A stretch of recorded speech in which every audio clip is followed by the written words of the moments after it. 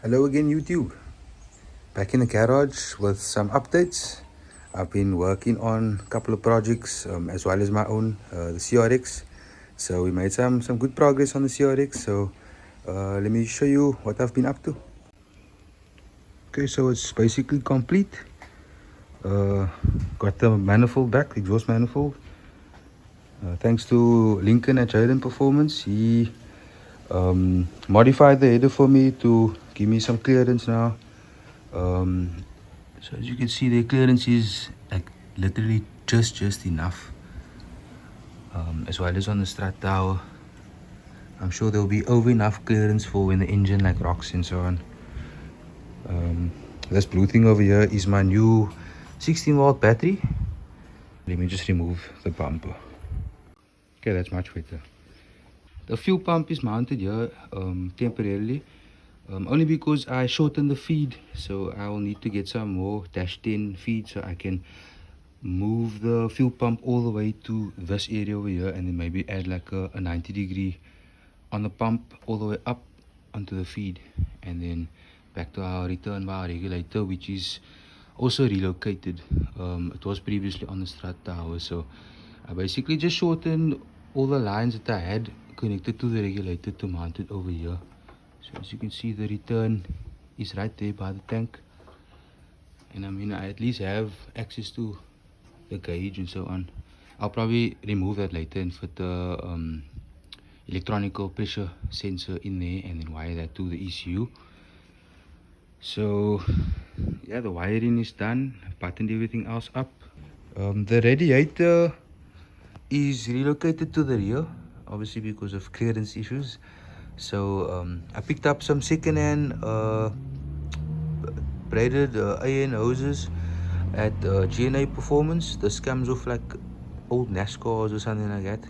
So this kind of helped a bit, because I mean, fittings and hoses and so on is not cheap, especially considering that we're gonna need to move the radiator to the rear of the car. So I mean, we're talking about at least a couple of meters.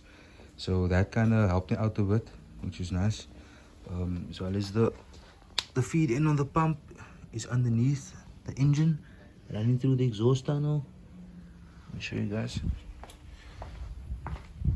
So right now it's just cable tied up in the exhaust tunnel until I build some sort of a bracket to hold the lines nicely up on the body of the car. I might even consider maybe mounting some sort of a flat sheet metal or something, and that I'm sure that will help with like aerodynamics as well. So that's the radiator over there. I know it looks a little sketch. I ended up trimming the radiator to try and get it to clear the front end of the car, but then later changed my mind and then just decided just to mount it in the rear. So I'll probably close up the rear here where the old fuel tank was. I'll probably close it up, plate it up as well, make it a bit more aerodynamic. So yeah, that's where the radiator is at. And then battery is mounted to the traction bar. It's fixed to the traction bar. My live to my starter and my ECU and everything else is wired to this little battery isolator over here. So that is wired to like a little kill switch to give power or cut power from the inside of the car. Yeah, everything is sorted. So we'll start it up. It's on pump fuel at the moment. Obviously just to make sure everything is running correctly. And then I'll need to get some methanol, and then we can just basically button everything else up, bleed the cooling system, change the oil, and then we can head to the dyno and see how much ponies we can get out of this whole new setup. So yeah, that's just basically just a test to compare, or actually let me put it this way, I want to do a comparison video later and see what difference we get from an intake manifold like a center feed versus ITBs.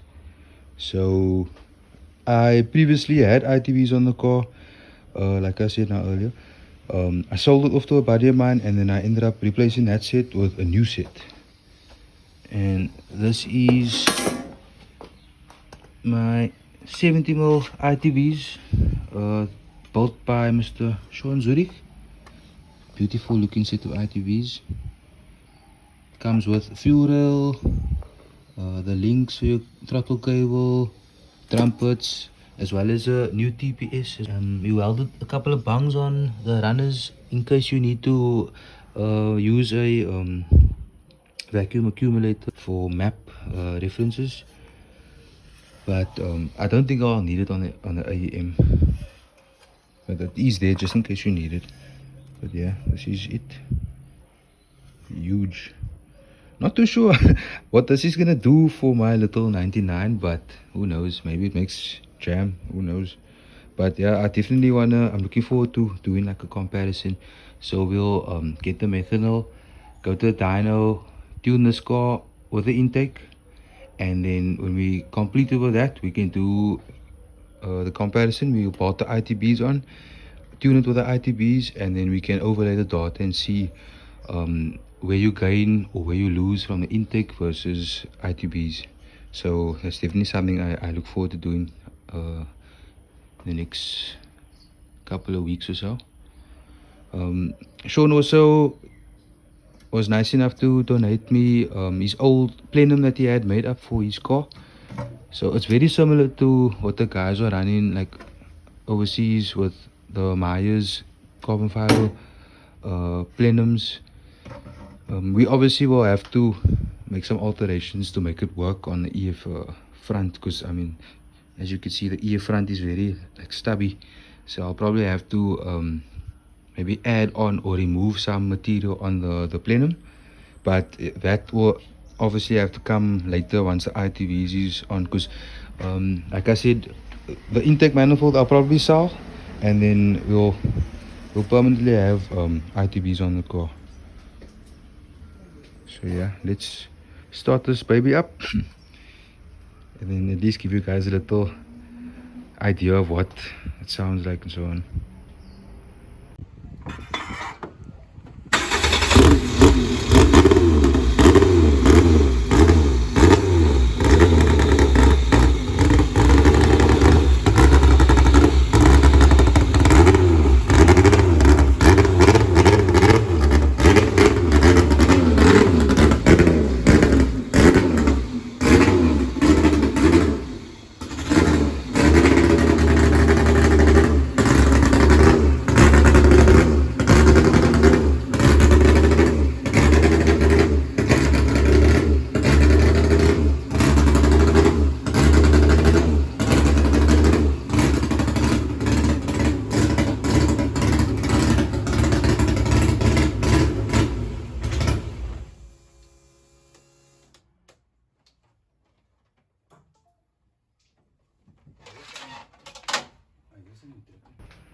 Not expecting much, but if I can at least make closer to what it is I made previously, I'll be happy.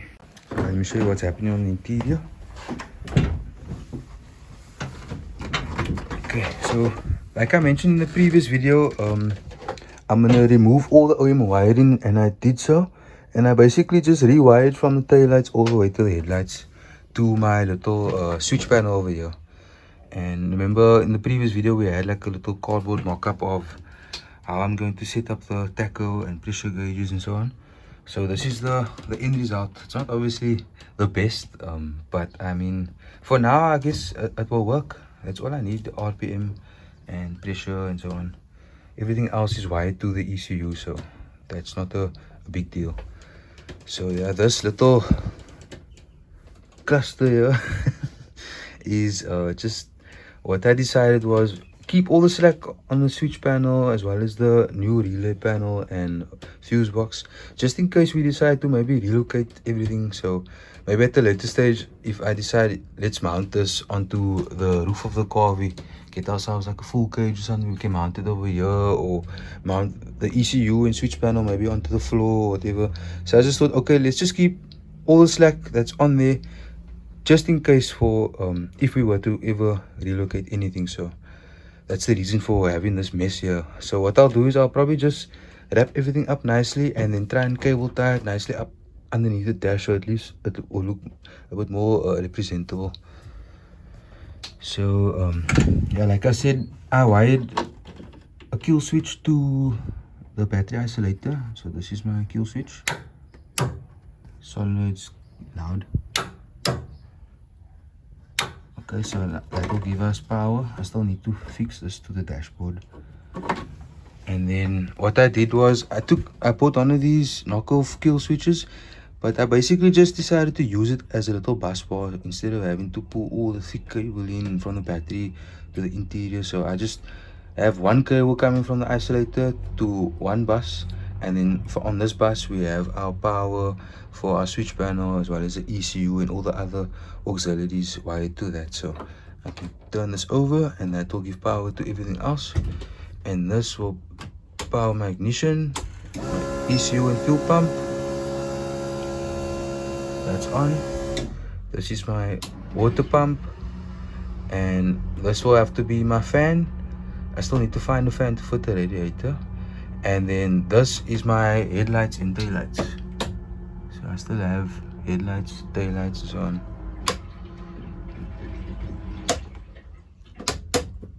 Okay, and that's obviously my starter. Let me show you what the relay panel looks like. Okay, like I mentioned, it doesn't look too tidy, but at least we can make do with it. So this is my relay slash fuse box, and I mounted it onto a little scrap metal and my ECU, and that is fixed to the dashboard, which will also make it a lot easier if, let's say, for some silly reason we need to remove the dash. Everything is plug and play, so my switch panel to my relay panel is all plug and play with those Deutsch connectors over there. So removing the dash will be like a walk in the park. So everything will literally come with the dashboard out, which will be a lot easier and a lot less time consuming.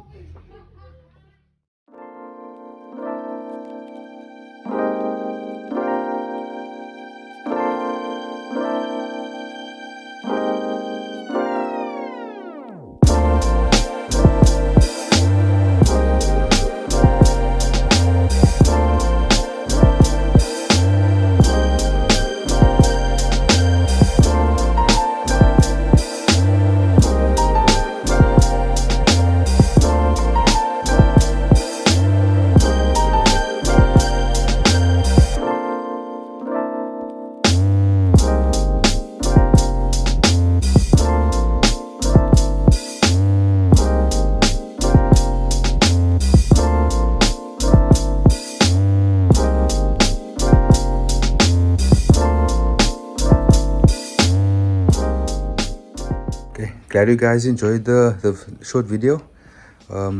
Next time we'll probably head out to the dyno and we can do some or I'll give you some footage on tuning the car, as well as the comparison between the intake and ITBs. So catch you guys later.